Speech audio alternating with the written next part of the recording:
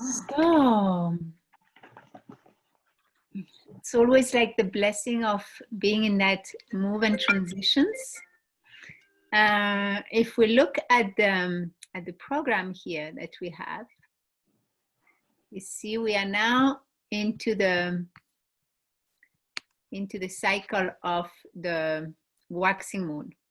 Okay, so the waxing moon is really this time of more and more expansions. It's more about creating, being really into that flow of creation.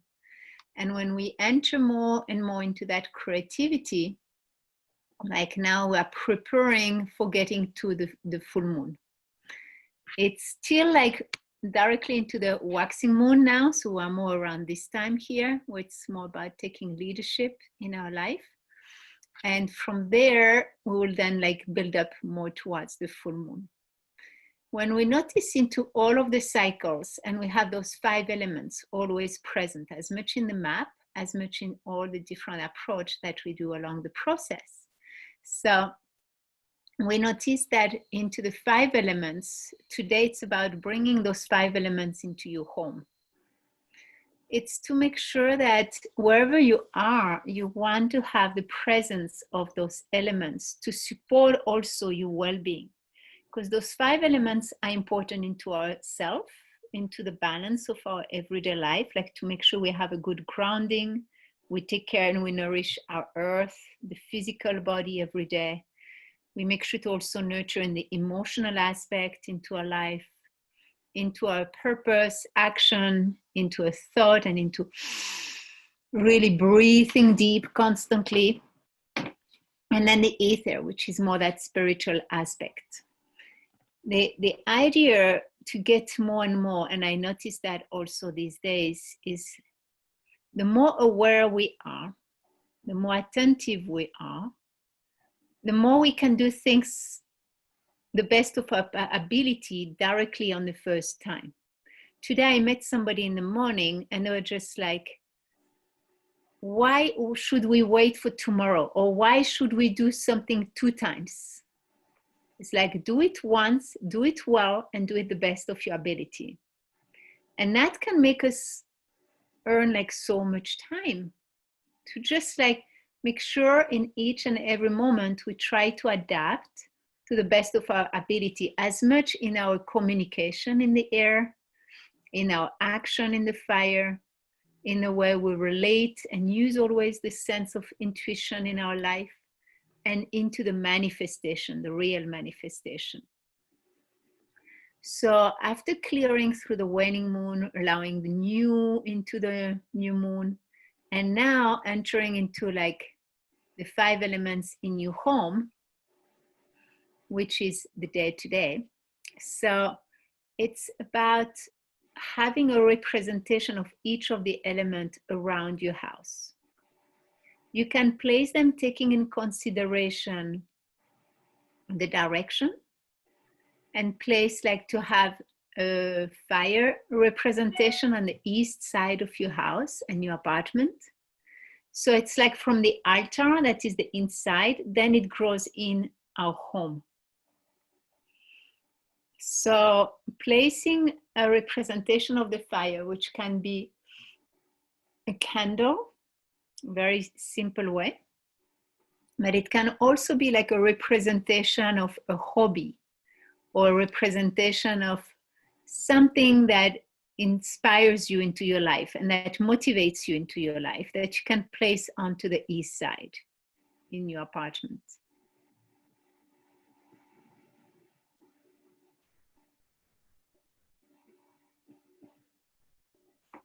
And like that, it reminds you every day to make sure to nourish that aspect in your life, to make something that gives you a sense of purpose, to do something that uplifts you, that inspires you through the day.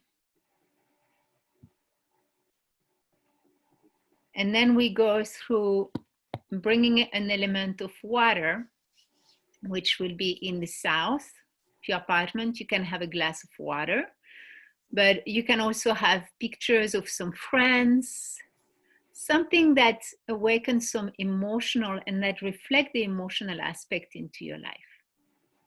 this sensitivity, this intuition, this sharing quality time into your life.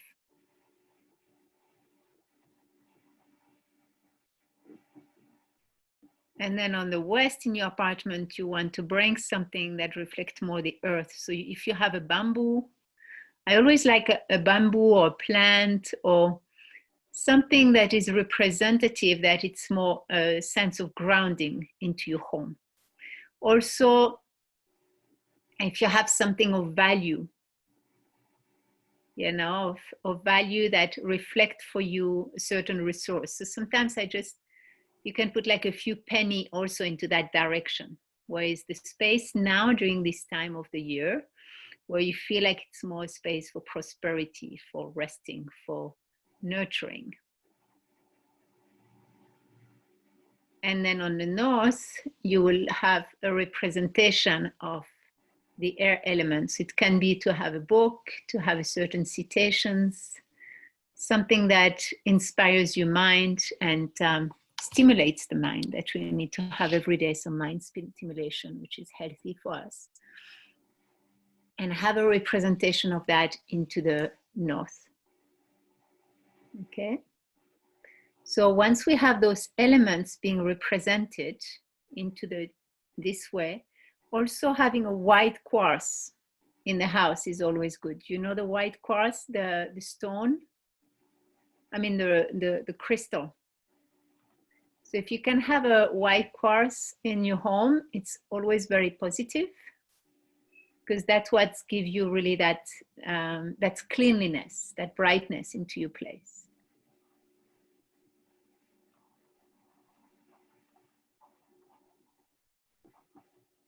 Okay, and that's what we see into the transparent quartz. So if you can always make sure to have in your house some of the representation of those around the home, it's a very good place to be. And then we also notice that what is related into your house that you may not move because your bathroom is already somewhere, your kitchen is already somewhere, your living room is already somewhere. It's hard to move those because they're a bigger piece, or your bedroom somewhere. But you can also bring more emphasis, let's say, in the area where you rest, where you sleep, the sleep time and everything, to bring really like more of that earthy space, because it grounds you, is the place where you want to rest. You know, sometimes I notice like to bring a computer in the bedroom or TV on the bedroom is not always best, because it brings a lot of stimulation that doesn't honor completely the space of the bedroom. So if you can nourish like your earthy space in a way that it's more grounding, you can also rest better, you can sleep better. Then you have the living room, the space to share with the people. That space is also always very good. A living room, kitchen, a space where you can have these sharing quality times.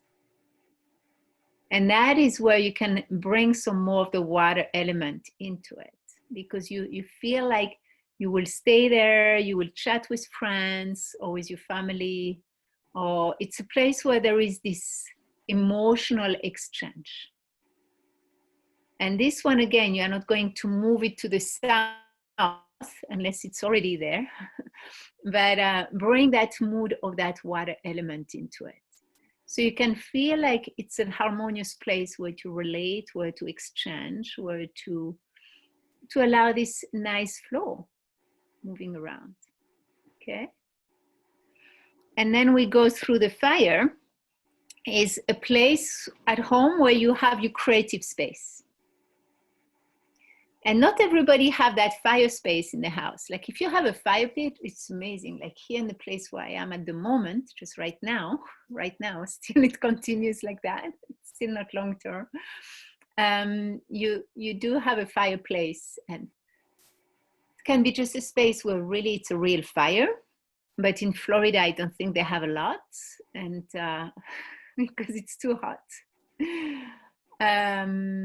But find a space where it's for your creativity, where it's letting you create, do things, being active. Can be a place where you want to paint, or where you want to draw, or where you want to be sewing things. You know, it can be a space where you feel like a hobby. You may do your yoga in that space and your movement, what really brings a certain rhythm, and also a space where you want to have some more music and move like that. So you can also adapt into those elements into your house to make sure to have that space where you can just create, being free flow, and bring a certain rhythm into it that is different somehow, the rhythm of the fire than the rhythm of the earth or the rhythm of the water. And it's like different space. Like I see Isabel in your house, just like those 4 points, like you just have 4 space, you see? One where you work, it's very much mind oriented. And then the fire can be more into your living room, where you have also more space, and maybe the water into the kitchen, because it's also a place where you can even sit and share as well. And the bedroom, that it's more earthy and grounding. So, I mean, that's how I see them. But it's like you have just the 4 points. Yes. Okay. So, you know, like finding a space into your home. I went to Geneva also just when I arrived, and to do actually a harmonization in the home space. And it's like going in the space and finding where each element feels the most appropriate. And when you are into a space of fire, it's a space of creativity, it's a space of movement. And if somebody works from home, they can also place it into that fire space, because it's a moment of creativity, it's a moment of expansion. It needs to have a certain alertness and movement. So you can place that there. But then make sure that it's not over consuming if it's work, related to also what makes your heart sing, what's good for your heart and all that. So you may find like similar space, but a little bit of a distance. And then when we go to the space of the air, the space of the air is more related to the mind, again. So to have a place where it's more studying, reading, a space for reflection, a space for journaling, a space for meditation, a space that gives you just that reflection of mind. And to have a certain space for library in the house, it's really special. It's good to have that, because you give yourself the space for the mind in the home. And when you go into the mindset, into your home, and you go into that library, you know that your mind is going to already be in that state of reflection and clarification.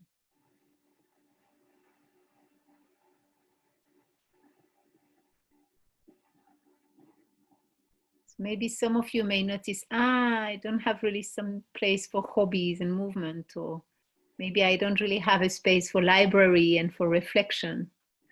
And if you don't always have really the creative space, try to create the space just for you. And you know that maybe a certain time of the day you want to be more in the reflection into the air, and a time of the day more into the fire. Because many people are mainly in the home, it's mainly the base and the water, you know, like the basic aspect. But to always have also the aspect of fire and air, lighten up the space into your home. And it opens more so the energy, the feng shui in your home. Because you give that space of creation, you give that space of movement, give that space of making sure it will circulate the energy. And also for the air, make sure like to have enough air moving through your apartment. Even when you're in Florida, you have the AC and all that keeps circulating the air constantly when it works. And but then also sometimes just open a window at night for a moment, just to make sure like also a clear, fresh air can move through. And in Switzerland, it's more in the winter, the difficulty. It's so cold that we just keep everything closed. But sometimes just for an hour, for a moment, just like opening and make sure the air can circulate well around the house. Okay. Then for the fire, it's like at least once a month to also burn sage or burn something that gives some of that movement of the energy into your home. So that's when we also make sure to nurture the fire. Burn a candle, burn something that is symbology of constant transition without being too aggressive of transitioning too much at the moment, but to have that symbology of transition and of the fire being in constant aliveness. Into the water, like if you have a flower or something like that, like make sure you cleanse the water regularly. And observe around the house, like not to have a vase with water that is too old. Always refreshing that water element also around the house. That's why it's also good sometimes to have a flower or just a glass of water somewhere, and you see already after a few hours, like, that needs to be refreshed, constantly refreshed. And that part also of reminding us to cleanse ourselves constantly, to have this purification, to have a moment of clearing. And into the earth, if you can have something that is growing into your home, the symbology of growth. If you can have a garden into your home, it doesn't have to be a big garden. It can just be like a little set with a few herbs, and you can cut them and use them in your kitchen. Some sprouts or something that is earthy that you need to keep maintaining, and that reminds you that it keeps growing, that nature keeps growing. Because that brings that life of grounding, that life of prosperity constantly into your life. And then for the ether, it's more a space of meditation, a space of this white quartz and crystal. Just a space for that sense of alignment in more of a spiritual way. It's like to have a moment of pause also every day. Make sure to have this pause, this just space.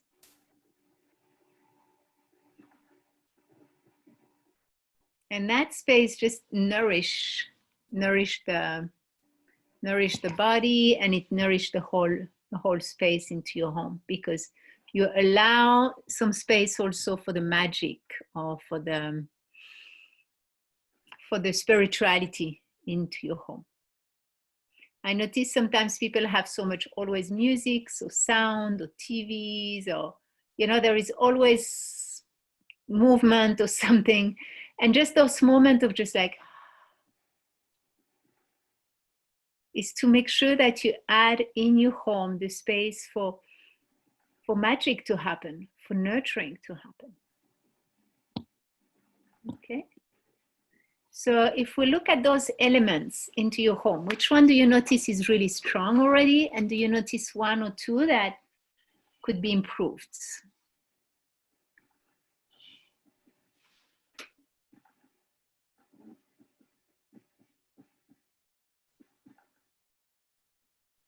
Do you want to share, Isabel? I was just thinking that in my house, everything is upside down. I've got water in every room. I've got fire in every room. It's a little bit dispatched. So is it good to have maybe the 5 elements in each room, or is really one element in one room? It's good to have all elements in each room. Like in the kitchen, you can have a citation or you can have something, but just know that the lead quality is still there. Mm-hmm. So let's say in the bedroom, it's possible to have a few books. It's possible to also have like, something, some pictures of friends or some art or some, other things, but you still want to make sure that the dominant is the earth. Mm-hmm. It's more grounding. So it's not like a library, but it's more of a grounding space. And and in the space of the fire element, for example, where you share with other people and all that, it's always good to still have a few books or a few stations, like quotes, to also have a symbology of a grounding, because in each lead element there is still always the 4 elements. It's like, even in our mind need a certain structure. So you need a little bit of earth in the air. And even into a mind that can be very rational and very clear, you still need a bit of water. Like they always say, you need quite a big dose of fluid into your brain, and even fats in the brain. If not, the brain doesn't function well. So if you have a library that is just books, books, books, books, but there is no warmth in there, or there is not really a certain grounding and a good space to sit and feel comfortable, it's too airy. Mm-hmm. Okay, so it's still good to have a bit of all of the elements in each space, but just to know like which one is the most dominant into it. And it changes every 3 months. Yes, I mean, you cannot change the rooms every 3 months. No, but you change the elements every 3 months. Yes, you change the position of the elements. Okay, thank you.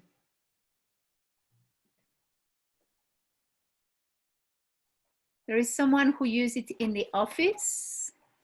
So it's like in their own office, they have a big office, and they have on the full east side, they have a symbology of an element, of the full north, west, and south, you see?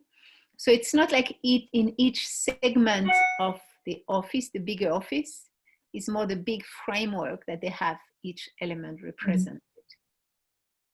So you have it like the frame, the outside vortex, the whole space. And then you can have like smaller fragmented also elementals connection.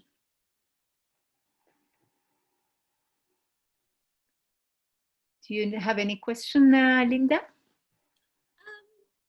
No, looking at the list, I feel like I already really represent a lot of the elements and in the right places that they should be, which is great.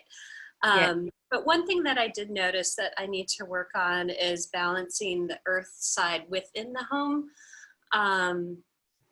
And, you know, as far as having, I guess I've always, in this current space, I've always been hesitant because it was meant to be a temporary space. So I didn't want to have something that would die.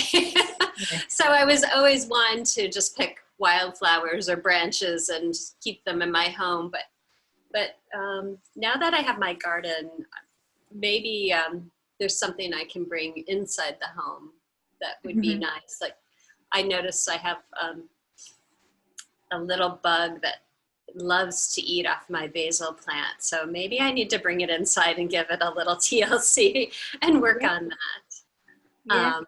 Because it is something that does drive me a little crazy not having that in the interior space. Yeah, and we noticed that in Florida, quite in a few apartments, there is no, not really something alive inside of some apartments, right? Because it became very like modern and very clean, and so there is no bugs, there is no dirt, there is nothing, and it's just like, but it's almost sterile. It's not really life in there. It's almost, it makes it almost dry, the space sometimes, to be like that.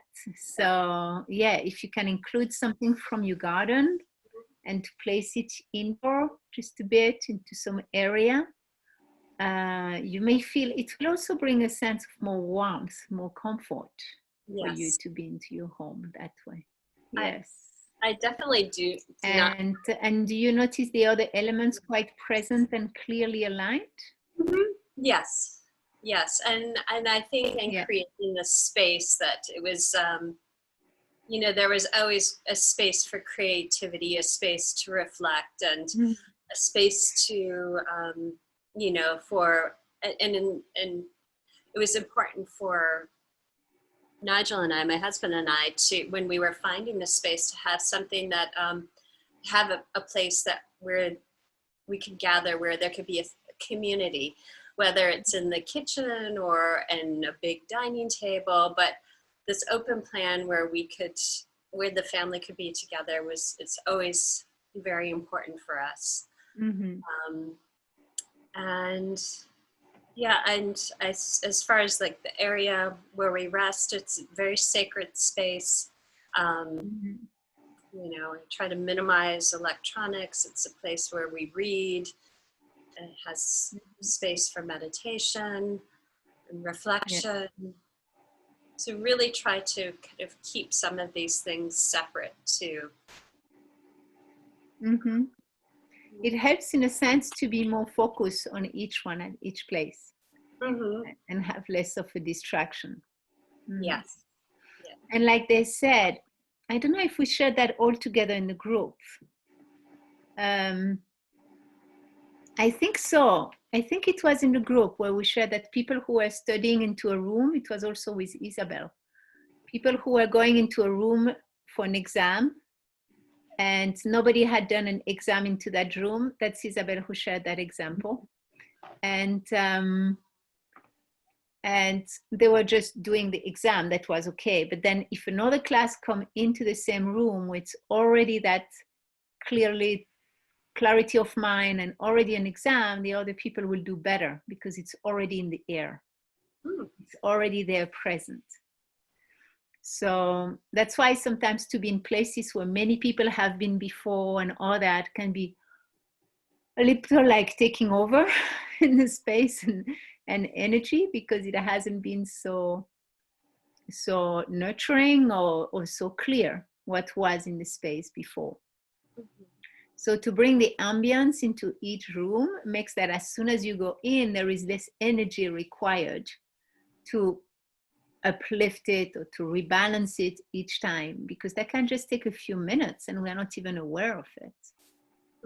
And it just takes a little moment to go in the right frequency, which you can do quite clearly when you are actually in a space where the frequency is already set. Okay. So we can see how much energy it takes to travel and to move all the time. Oof. So I let you today like explore that and maybe balance a few areas of your home and continue with the practice of the vortex. And then tomorrow we will meet for the next class. Okay. And today I let you like, I suggest you also to walk around your apartment for a moment. Just walk around and feel the energy, like a walking meditation around your home. And make sure, like, because sometimes we notice when we do that, there is an area in the house we almost never go, or there is a corner that is ignored and it's empty in the energy. So sometimes just walking through the house and feeling your intention and feeling that you walk through the house. And now we are in waxing moon, so you can begin from the entrance door and then turn clockwise through the whole apartment. And just feel how each and every space around your home can have a sense of being nourished, being cared, being uplifted. And then after this exercise, you can also balance a few of those that you notice could require like a more smooth and real expression of you that you can add into the space. Like there is a place where I go regularly and I say it's the place for the fairies. So every time I go there, I go to the space of the fairies and I make sure there is a flower or there is a detail, you see? A detail where actually it just feels right. It feels good. Okay? And you know, space is feng shui, space is life. So whenever we really allow ourselves to inhabit our space, our home, it makes it so much better for ourselves and for also the environment that sometimes we just take for granted. Here it's my room, here it's my closet. But take that moment today, just explore, feel the space, turn around your apartment, do your vortex, and then give it some more nourishment. It's important, that's where we live in. Okay.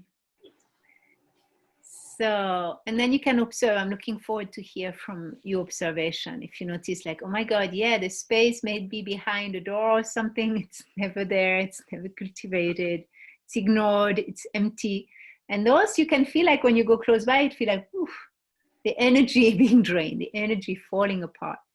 And you want to actually just sometimes just bring a little detail right there and place something. It can be a flower for a few days. It can be just something, a rock or something symbolic that you feel it bringing it life again. Okay. So thank you so much for sharing. Thank you, Krista. I wish you a beautiful day. And I see you tomorrow, 12 p.m. Great. Perfect. Bye. Enjoy the rest of your day. You too. Take care.